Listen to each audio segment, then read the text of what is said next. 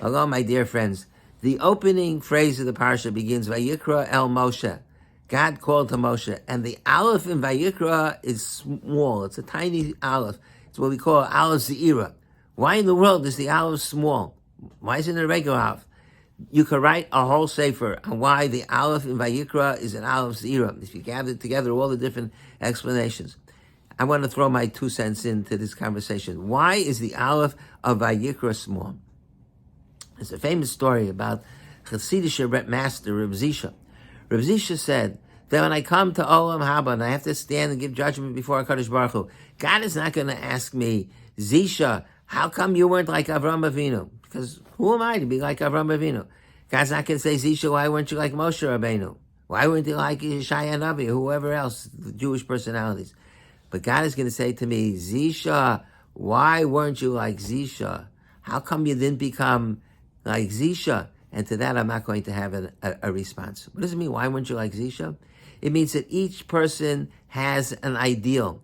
A person's name reflects who the individual is in the ideal sense.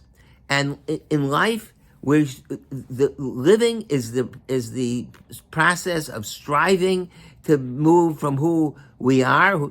We're born an unfinished product, but as we move through life, we need to strive to be able to come closer and closer, to minimize that division, that dichotomy between the actual Zisha and who the Zisha that we are at any given moment.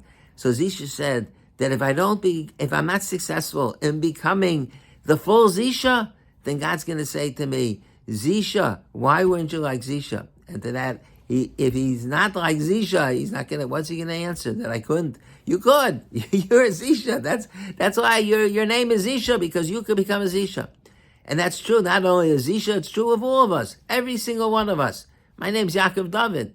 Yaakov David means that there's an ideal Yaakov David. There's, in God's eyes, in God's, in the way that He created me. There's an ideal Yaakov David, and hopefully, I'm trying, but hopefully, I'm moving closer to becoming the real Yaakov David, the ideal Yaakov David. But in the meantime, I'm not there yet. I'm falling short. But if we don't get there, then God's going to say to me, He's going to say to all of us, how come you weren't Zisha? How come you weren't Yaakov David? How come you weren't Rachel? How come you weren't Hileah? How come you weren't whatever your name is? God is going to say to us, why didn't you utilize your ability and your talents to become who you are? And part of this is that if HaKadosh Baruch Hu gives a person talents, it's because He wants us to use them. He doesn't just shower us with talents and abilities. And Moshe says in last week's parsha, Rei karasi v'shem b'tzal ben Uri ben Chur u'mati Yehuda. God says, look, behold, I called out in the name of B'tzal to Moshe. And everybody asks, what does it mean? God said B'tzal was the one that built the Mishkan. So God Baruch Hu told Moshe, look, Re'eh, behold, I called on B'tzal to build the Mishkan. So Moshe Feinstein says, what does it mean? I see? It means because B'tzal had talents. And if he had special talents, to fine art talents, to be able to work with different materials that were needed for the Mishkan. So it was obvious that he was the one that it was intended for him to build the Mishkan, because God does not give a person talents to be wasted, and God doesn't even give a person talents to use them for secular purposes, persons or just to earn a living. If there's talents, there has to be a religious purpose in those talents. So God says it's obvious that B'tzalel is the one that's supposed to build the Mishkan, because why else would he have those tremendous talents? He's like a Michelangelo of his times. Why would he have those talents if not to be able to utilize it to build the Mishkan? So we all have talents. And Moshe says every single person has talents and abilities, and we use those talents oftentimes to use them in business. We use them to earn a livelihood. That's very good. A person has to earn a livelihood, but there has to be a religious dimension for those talents as well. Not as well. That's the primary reason why we have talents. If a person is, for example, is great at making presentations, a great speaker, so, and he uses that in business, and he's a salesman, okay, that's wonderful. You need that to earn a livelihood. But there has to be a way to utilize those talents in a religious way. I met somebody recently, he spoke at a Shever Brachos. I was so impressed with his speaking ability. I said, do you give a shiur? He was warm, he was engaging, he was funny. I said, give a shir. He says, no, I'm not a rabbi. I said, so what? You're not a rabbi. I said, give a shir. Say a shir in the parsha. He says, where I have an audience. I said, make your own audience. People will come. You're so engaging. For sure, people will come and hear you. Friday night, invite them. Shabbos night, invite them over to your house with Sholem. You give a shir. You'll see. You'll have a large audience. But if you have that talent, it's not given to you just because, so I don't remember what the person does. Maybe he's a salesman. So he uses the talents in order to sell his wares. That's not what it's for. It's not me speaking. It's Moshe. Moshe says, if you have a talent, the talent is to inspire people, to utilize it for the service of Hashem, not to use it only for your own self, but to use it for others and to use it in a religious way.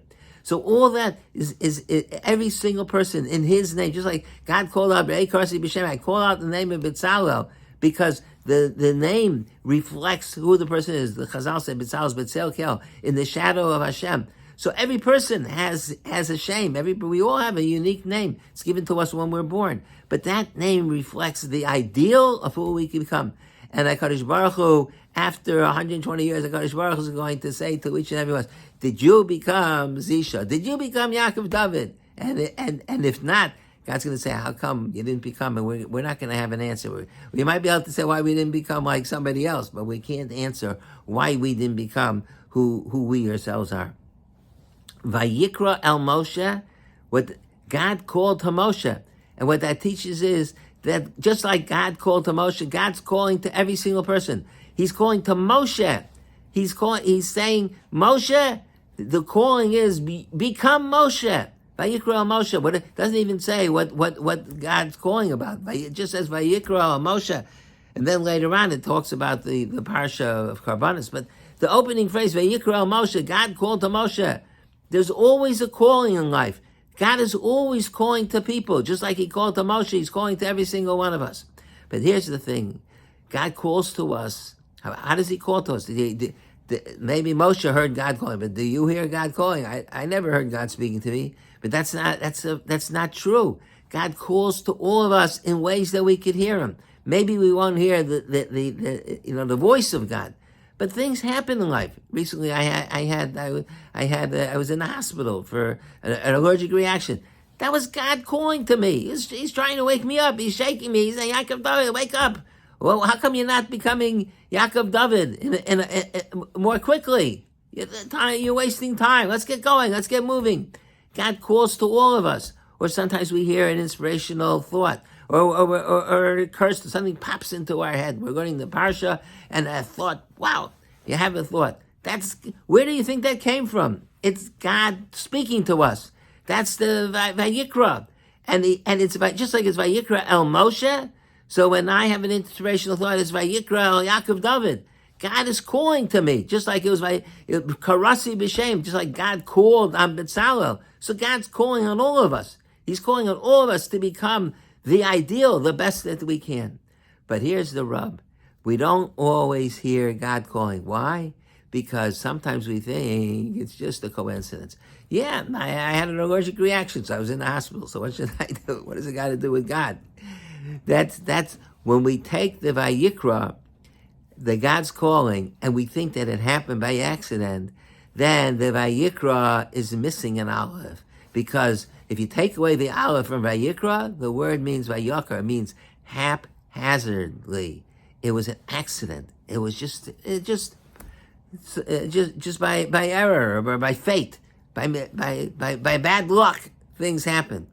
And the Rashi says on this pasuk Vayikrah Moshe that there's a difference between Vayikra and Vayakar. When God spoke to Bilam, who was a prophet of the nations of the world, but he was an evil prophet, it says Vayakar el Bilam. But he spoke to Moshe as Vayikra el Moshe. Rashi says, what's the difference between Vayikra and Vayakar? Vayikra means with intention. Vayikra is Lashon Chiba. When God speaks to us intentionally, and we hear Him talking to us, so then it's with love, with affection, because God cares about us. But when a person's like Bilam, everything is haphazard. Everything is just fate. Everything is just accidental, and it happened that way. Bilam doesn't hear God calling, so the Chumash says Vayakar. It's just by coincidence, by accident. Even when the donkey, Vayiftach Hashem es piyos, and the donkey spoke to Bilam, and he told him, "What are you doing? Why are you hitting me?" Bilam should have had a transformation. It should have been a rude awakening. Then now he's busy running to curse the Jews. The donkey starts talking to him, and then he sees an angel, and the angel was about to kill him. So what's going on with Bilam? And then after he tells the donkey, "I didn't know there was an angel," and he gets back on the saddle, or they had a different donkey maybe because he killed his own donkey. But Bilam he keeps on going to curse the Jews. What's going on? What's going on is that by Bilam, it was Vayikrah. God was speaking to him. "Hey, Bilam, wake up. Smell the coffee." Even the donkey knows better than you knows what's going on. There's angels here, everything, all this stuff. But Bilam is Vayikrah. It's just an accident. It just so happened that today my donkey's talking to me. And that's how we are in life. That it's Vayikrah. Okay, so things happen. So Vayikrah. So Vayikrah is without an Alef. Vayikrah is with an Alef.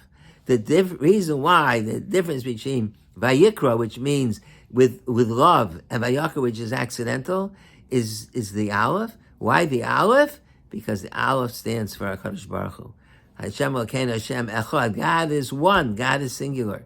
So when you don't realize that that whatever is happening through Hashem, then it's Vayikrah. Then it's just an accident. Then it just happens. Happenstance. It's fate, whatever what people call it. That's the difference between hearing God calling to us is Vayikrah. It's a sign of love.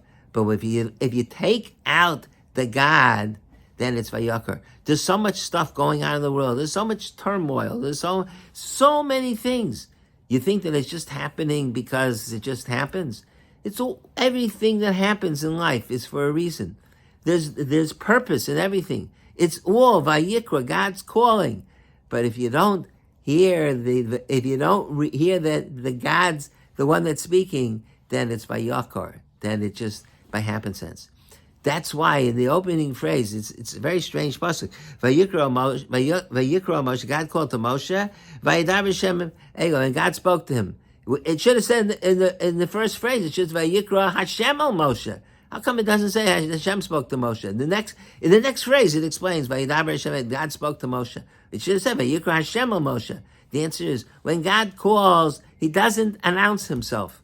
He doesn't say, "Hey, hello, it's me. I'm God. I'm speaking to you." We have to hear that it's God. We have to recognize it's Vayikrah. It's unidentified Vayikrah.